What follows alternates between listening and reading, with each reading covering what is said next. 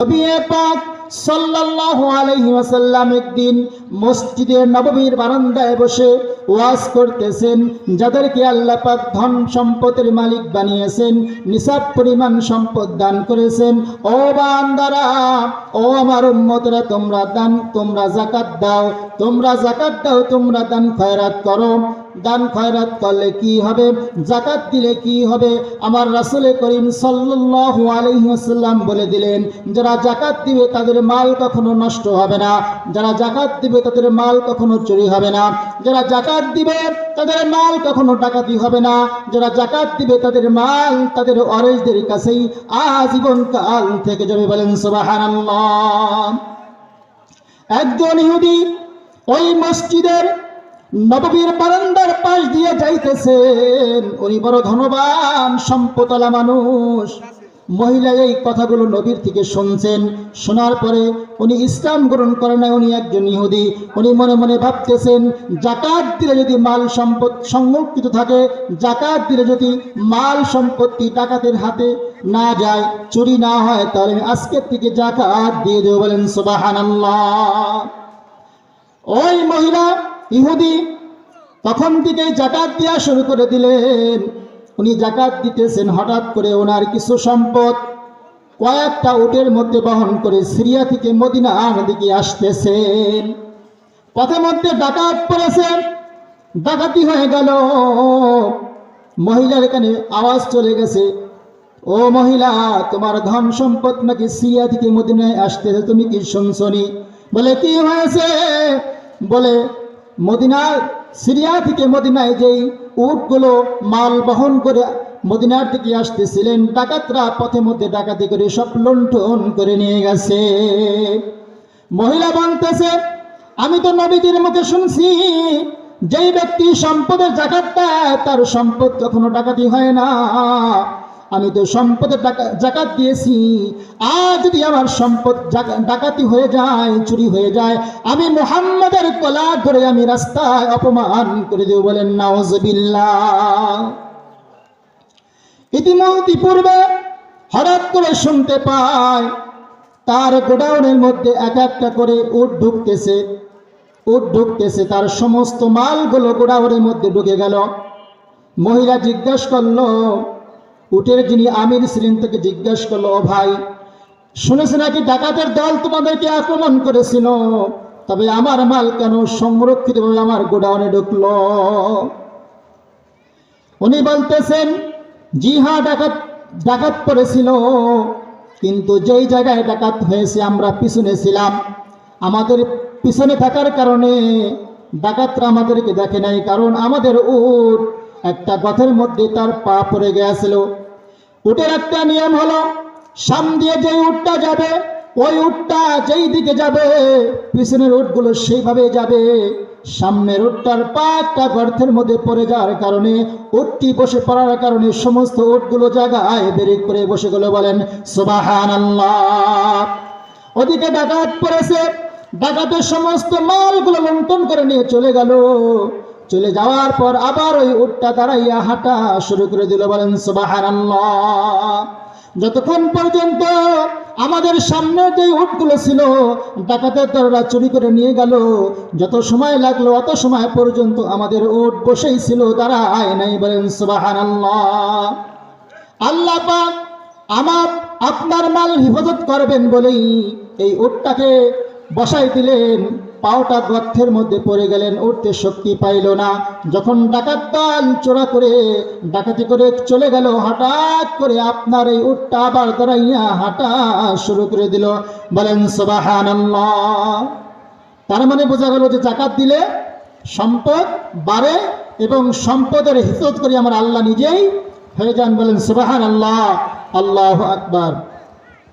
যারা দান করেন, এই যে আজকে যে মাহফিলটা যারা দানের মাধ্যমে, যাদের টাকা পয়সার মাধ্যমে আজকে এই মাহফিলটা এত সুন্দর করে সাজাইলেন, আল্লাহ পাকের পক্ষ থেকে তাদের একটা পুরস্কার আসেনি? বলেন আছে। তাদের একটা অনেক বড় পুরস্কার আছে।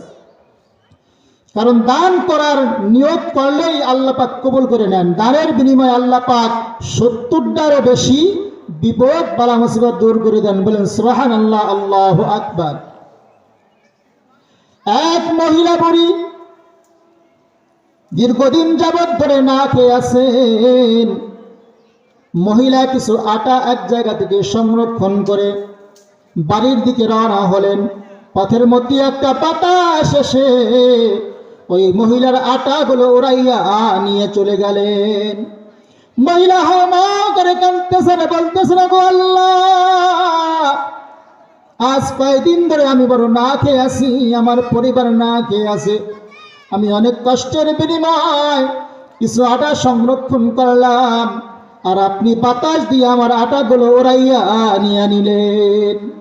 মহিলা হাওয়া করে কাঁদতেছেন আর হাঁটতেছেন। পথে মধ্যে হযরতে সুলাইমান পয়গম্বরের সঙ্গে দেখা। তখন তিনি ছোট, অল্প বয়স। সুলাইমান পয়গম্বরের সঙ্গে দেখা হয়ে গেল বুড়িমার। বুড়িমা কাঁদতেছেন। বুড়িমার কান্দা দেখে সুলাইমান পয়গম্বর বলতেছেন, ও বুড়িমা, আপনার কি হয়েছে? আপনি কেন কান্নাকাটি করতেছেন? বুড়িমা বলতেছে, তুমি ছোট মানুষ, তোমার কাছে বলে আমার কোনো লাভ হবে না, তুমি আমার দুঃখ দূর করতে পারবা না, তোমার কাছে বলে আমার কোনো লাভ নাই। সুলাইমান পয়গম্বর বলতেছেন, বুড়িমা গো, আপনি আমার কাছে বলেন, আমি দেখি আপনার জন্য কিছু করতে পারে কিনা। এবার বুড়িমা বলতেছেন, আমার কিছু আটা বাতাস এসে ওড়াইয়া নিয়ে গেছে, আমি এখন খাবো কি? সুলাইমান পয়গম্বর বললেন, আপনার খানার ব্যবস্থা, আপনার আটার ব্যবস্থা আমি করে দিব। আমার বাবা দাউদ পয়গম্বরের ভান্ডারে অনেক সম্পদ আছে, অনেক মাল জমা আছে, অনেক আটা মজুত রাখা আছে। আপনি যাই আপনার এই আটা বাতাস এসে ওড়াইয়া নিছে, আপনি বললে আমার বাবা খাদ্য ভান্ডার থেকে আপনার জন্য কিছু খাদ্যের ব্যবস্থা করিয়ে দিবেন। বলেন সুবহানাল্লাহ। বুড়িমা চলে গেল। সুলাইমান পয়গম্বরের পিতা হযরত দাউদ পয়গম্বরের নিকটে চলে গেলেন। যাইয়া বললেন, ওগো দাউদ পয়গম্বর, আমি কিছু আটা সংরক্ষণ করেছিলাম, আটাগুলো বাতাসে ওড়াইয়া নিয়ে গেল।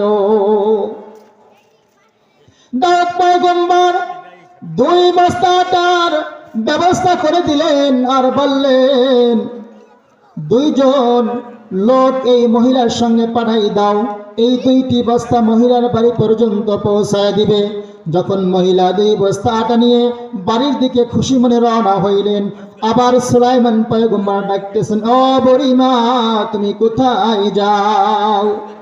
বুড়িমা বলতেছেন, আমি তো বাড়িতে যাই। বলে, তোমার বিচার কি হয়েছে? বলে, আমাকে তো 2 বস্তা আটা দিয়েছে এবং সাথে 2 জন লোক দিয়েছে আটা 2 বস্তা বাড়ি পর্যন্ত পৌঁছাইয়া দেওয়ার জন্য। ও বুড়িমা, আপনি কি খুশি? বলে, হ্যাঁ আমি খুশি, আমার 1 বাল আটার বিনিময় আমি আজ 2 বস্তা আটা পেয়ে গেলাম। বলেন সুবহানাল্লাহ। সুলাইমান পয়গম্বর বলতেছেন, ও বুড়িমা, তুমি 2 বস্তা আটা পাইছো, বেশ ভালো কথা, কিন্তু বাতাসের বিচার তো হলো না। বুড়িমা বলে, বাতাসের আবার কিসের বিচার? বাতাসের বিচার করবেন কে? বাতাস তো আল্লাহ পাকের পক্ষ থেকে হয়েছে। আল্লাহ পাক বাতাস দিয়ে আমার আটাগুলো উড়াইয়া নিছেন, বাতাসের বিচার কে করবে? সুলাইমান ছোট্ট বাচ্চা বলতেছেন, ওগো বুড়িমা, বাতাসের বিচার না হওয়া পর্যন্ত আপনি আটা নিয়ে বাড়ি যাইতে পারবেন না। বুড়িমা বড় খুশি ছিল, 2 বস্তা আটা পাইছে আর 2 জন লোক পাইছে বাড়ি পৌঁছে দেওয়ার মতন। আল্লাহকে কান্দি, আটা রাইছে 1 বল। এখন সুলাইমান বলতেছে, না, বাতাসের বিচার হবে, তারপরে যাবেন। বুড়িমা মনে মনে চিন্তা করতেছেন, আমার মনে হয় 2 বস্তা আটাও যাবে, আমার সময়ও যাবে। সুলাইমান পয়গম্বর যাইতে দিলেন না, আবারও বাবার কাছে পাঠাই দিলেন। বুড়িমা যাইয়ে বলতেছেন, ওগো দাউদ পয়গম্বর, আপনার ছোট্ট সন্তান সুলাইমান আমাকে যাইতে দিল না। কেন দিল না? ও বুড়িমা, তোমাকে কেন যাইতে দিল না? বলে, আমার বাতাস এসে যে আটাগুলো উড়াই এনেছে, বাতাসের বিচার করা হবে। বিচার নাকি হলো না? বিচার হবে কখন? দাউদ পয়গম্বর বলতেছেন, ও বুড়িমা, কি কর, বাতাসের আবার বিচার কিভাবে করবো? বলে, হ্যাঁ, বাতাসের বিচার হবে। আপনি আল্লাহর কাছে বলেন, বাতাস কেন আমার আটাগুলো উড়াইয়া নিল? আমার এই আটা নিয়ে বাতাস কি করলো? দেখছেন, বাতাস আটা নিয়ে কি করলো তা এখন বলতে হবে। হযরত দাউদ পয়গম্বর মহান রব্বুল আলামিনকে ডাক দিয়ে বলে, ওগো আল্লাহ, আপনার পাওয়ার, আপনার ক্ষমতা, আপনার বাতাস এসে এই বুড়িমার আটা নিছে। ওগো আল্লাহ, বুড়িমা জানতে চায় আটাগুলো নিয়ে আপনি কি করছেন? আপনি তো খান না, আপনার তো খাওয়ার কোনো প্রয়োজন হয় না, আপনার তো ধনভাণ্ডারে মালের কোনো অভাব নাই, রিজিকের কোনো অভাব নাই, খাদ্যের কোনো অভাব নাই, আপনি তো প্রতিটি মানুষের খাদ্যের ব্যবস্থা করেন, ফয়সালা করেন, আপনার তো কোনো কিছু কমতি নাই, আপনি বুড়িমার এক বল আটা নিয়ে কি করলেন? আল্লাহ পাক রব্বুল আলামিন বলে দিলেন, ওগো দাউদ পয়গম্বর রে, বুড়িমার এক বস্তা আটা নিয়ে আমি খাই নাই, আমি একটা কাজে লাগাইছি। বলে কাজটা কি? কাজটা হলো সমুদ্রের মাঝখানে একটা জাহাজ, তার তলা দিয়ে ছিদ্র হয়ে গেছে, জাহাজটা ডুবো ডুবো ভাব হয়ে যাচ্ছিল। ওই সময় জাহাজে যেই ব্যক্তিরা ছিল, জাহাজ ভরা আটা ছিল, মাল ছিল, ধনভাণ্ডার ছিল, ওই জাহাজটা ডোবার অবস্থায় জাহাজের মালিক বলতেছিল, গো আল্লাহ, আজ যদি আমাদের জান এবং মাল আপনি বাঁচাই দেন, এই জাহাজটারে বাঁচাই দেন, জাহাজের মধ্যে যত সম্পদ আছে, আটা আছে, সব কিছু আল্লাহ আপনার রাস্তায় দান করে দিব। বলেন সুবহানাল্লাহ। ও দাউদ পয়গম্বর, যখন জাহাজের মালিক বলে ফেলল জাহাজ ভর্তি যেই সম্পদ আছে, মাল আছে, এই সমস্ত সম্পদগুলো দান করবে, করে দিবে, ওরে আমি আল্লাহ দানের কথা শুনলে আর সহ্য করতে পারি না। যখন শুনলাম দান করে দিবে, সমস্ত সম্পদ বিলাইয়া দিবে আমার দিনের জন্য, আমি আল্লাহ সঙ্গে সঙ্গে ওই বুড়ির এক বল আটাকে বাতাসের মধ্যে ওড়াইয়া মাখন বানাইয়া আমি ওই ছিদ্র জায়গায় দিয়া ছিদ্র বন্ধ করিয়া জাহাজ থেকে আমি আল্লাহ বাঁচাইয়া দিলাম। বলেন সুবহানাল্লাহ। সুলাইমান পয়গম্বর সৈনা ছোট্ট বাচ্চাটায়, ও বাবা, তুমি শুনছনি? বলে কি? বলে সেই জাহাজটা আমাদের বাড়ির ঘাটায় ভিড়ছে। সুবহানাল্লাহ, আল্লাহু আকবার বলে, জাহাজটা আমাদের বাড়ির ভাষা ভিড়ছে।